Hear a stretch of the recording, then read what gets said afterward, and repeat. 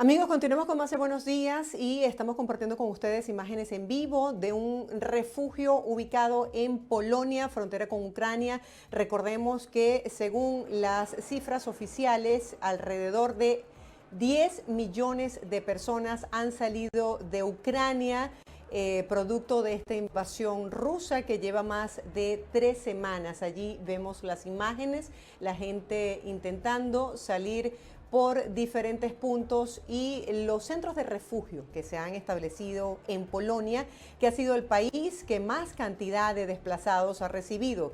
Recordemos que esta semana el presidente Joe Biden tiene dentro de su agenda visitar Polonia para ver cómo se desarrolla la situación con los refugiados ucranianos en este país. Es uno de los países que más cantidad de refugiados ha recibido. Ahí podemos ver cómo se organiza la logística de atención para darles comida, ropa. Sigue llegando donaciones de varias partes del mundo en diferentes ciudades de Estados Unidos.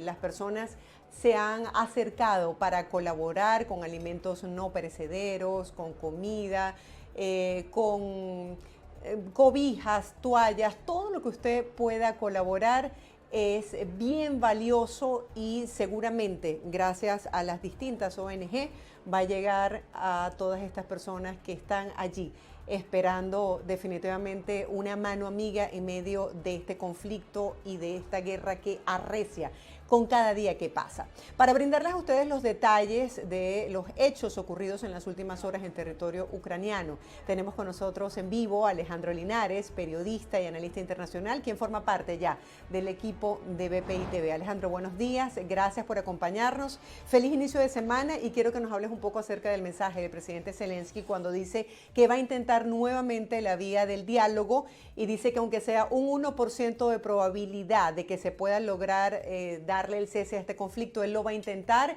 pero que en caso de que fallen las conversaciones, pues esto pudiese generar una tercera guerra mundial. Quisiera que nos hablaras un poco acerca del discurso de ambos presidentes en estas últimas horas. Bienvenido.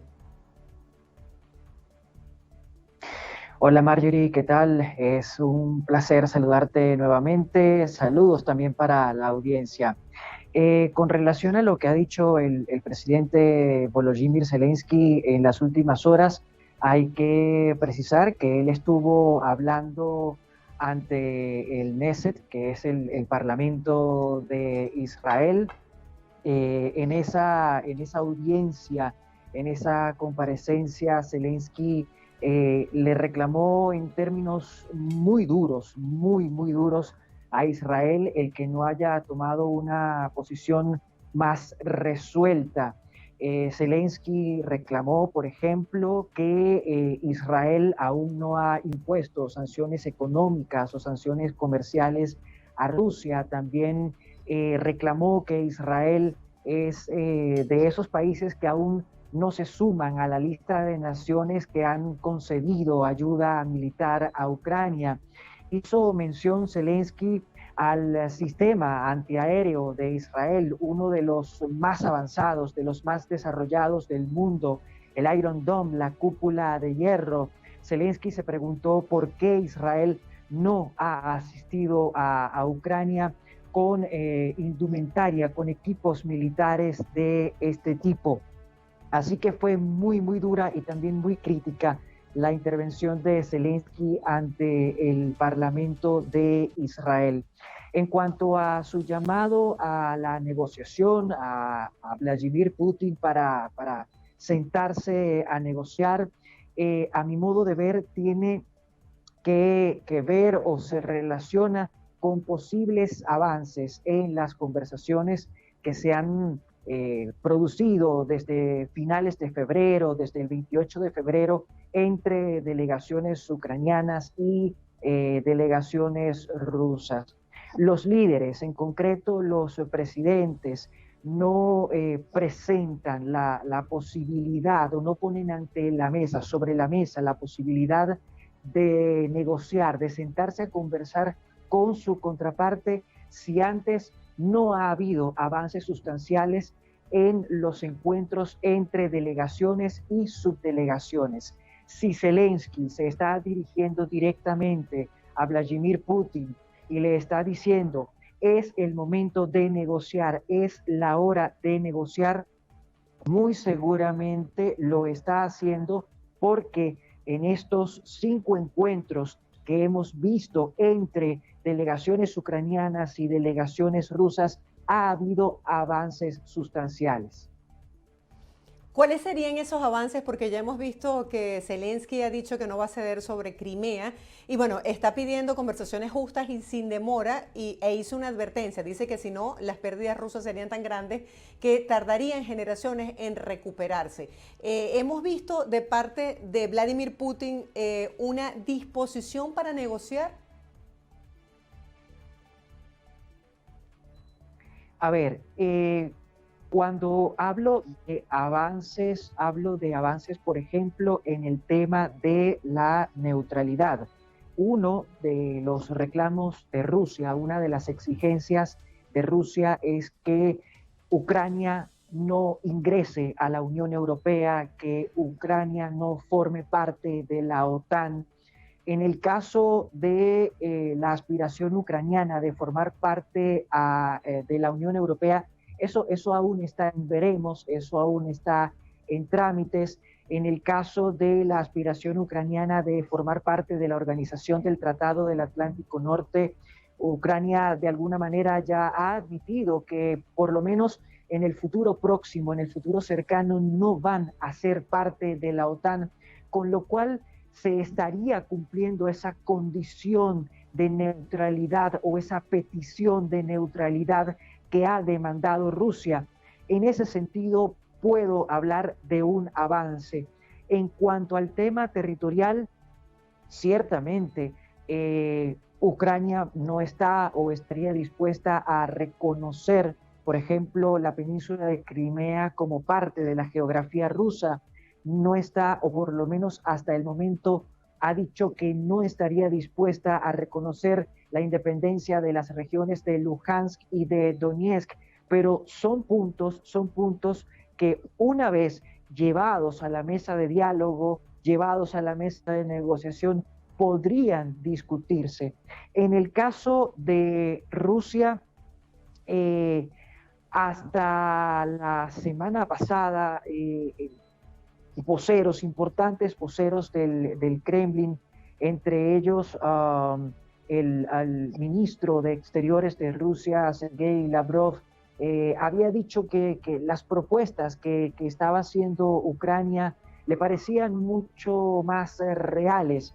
Entonces, esto te habla de que sí puede o pudiese haber cierta disposición en Moscú, en el Kremlin, a sentarse a conversar con Ucrania. Evidentemente esto, el hecho de que las partes negocien o de que conversen, no implica que va a cesar el conflicto. Si se da una negociación, esa negociación muy seguramente se desarrollará, se dará con los enfrentamientos, con el conflicto en pleno desarrollo. Así es, una cosa es el término de las negociaciones y otro el término de la guerra como tal. Por ejemplo, Rusia ha seguido bombardeando flancos de civiles, principalmente centros comerciales, refugios, colegios, y también admitió que ha utilizado misiles supersónicos en Ucrania este domingo. ¿Cuál es tu lectura de esto, Alejandro? ¿Qué significa estos misiles y cuál es el impacto que puede tener? Ya hemos visto que varios países se han pronunciado diciendo que lo que está ocurriendo en Mariupol son crímenes de guerra, y viendo las estadísticas me impresioné porque solo el 10% de la población ha logrado salir de esta zona.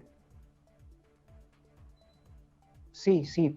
En Mariupol, en las últimas horas, lograron salir unas 9.000 personas a través de corredores humanitarios.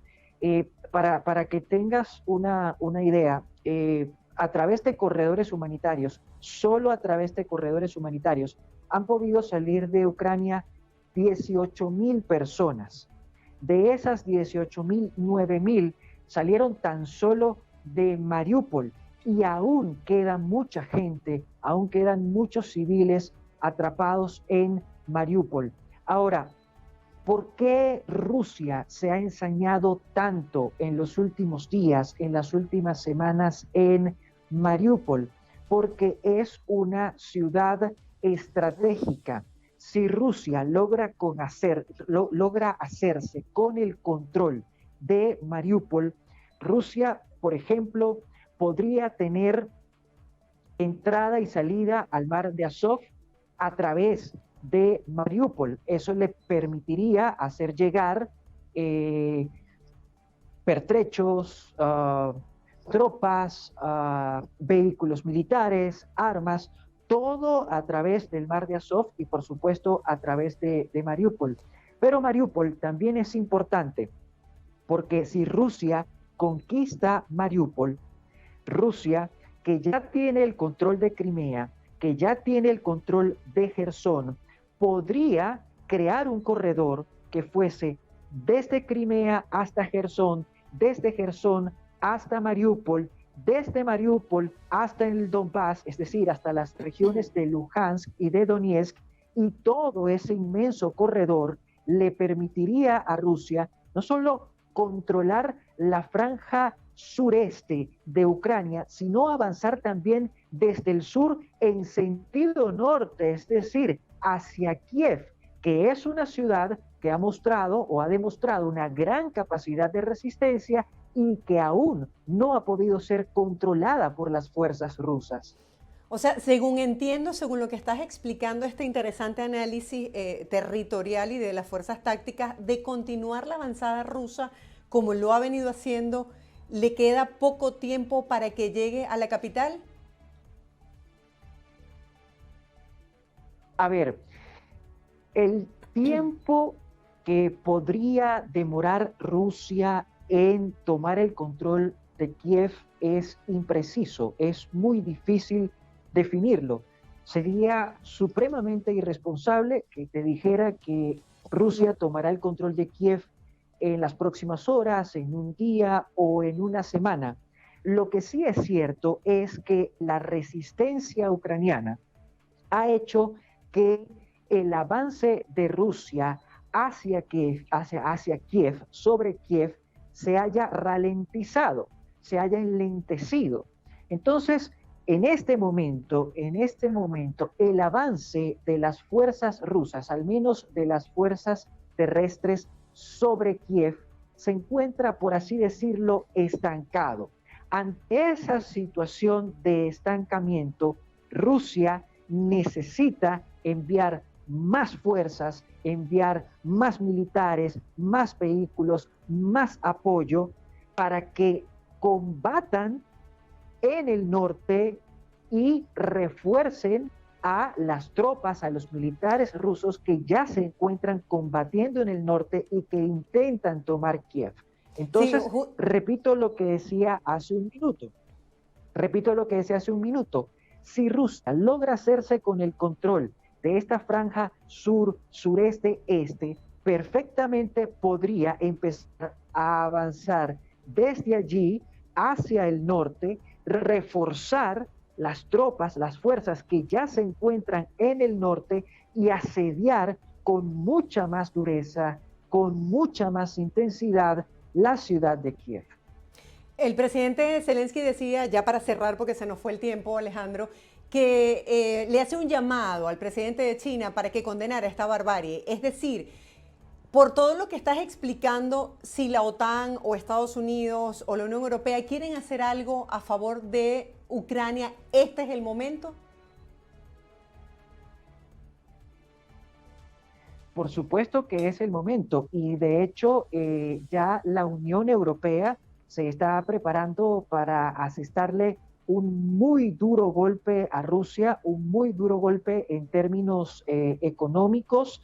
Se prevé que para esta semana la Unión Europea pueda aprobar una quinta ronda de sanciones económicas y comerciales en contra de Rusia, y hay que decir que además la Unión Europea está trabajando para cortar su dependencia del gas y del petróleo ruso.